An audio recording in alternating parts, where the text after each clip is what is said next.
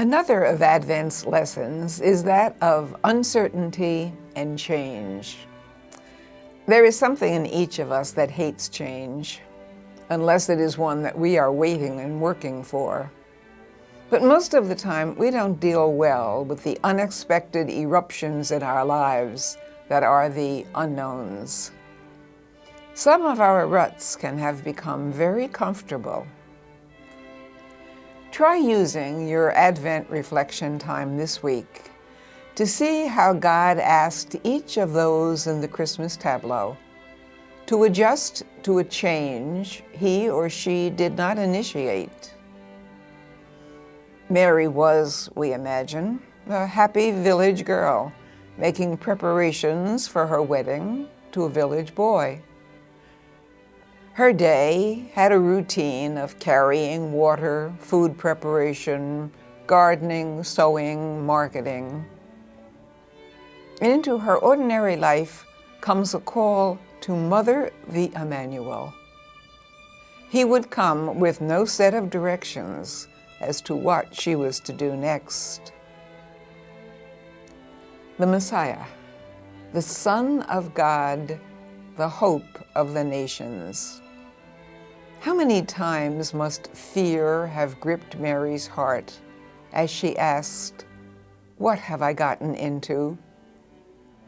Her yes was unqualified, but that terror must still have given her some sleepless hours. No one had ever done this before. Why had God asked it of her? Was she truly capable? She was only human, so she must have had these or similar thoughts. And Joseph, called to be the sturdy provider, what fears and doubts must he have had? He had heard his call in dreams, God's Old Testament way of communicating with humanity. He is to give his name to a child bearing none of his genes. He is to protect and raise and teach a son who is part of an immense divine plan that Joseph could never fully understand. Must he not have wondered, how did I get into this? And where will it lead? And those wise men from the East, strangers to the covenant promises, spending hours on their rooftops, scanning the skies for any signs of what?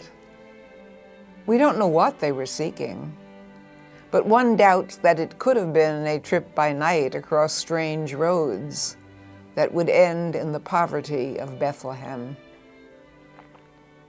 Their call was to leave home and family. And what did their wives think of this journey by starlight? How long were they gone? Had they set out together, or did their paths cross along the way?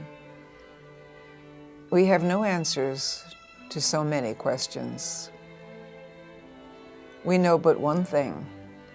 Theirs was the longest and the loneliest of travels, through the darkness of night so they could keep an eye on that star.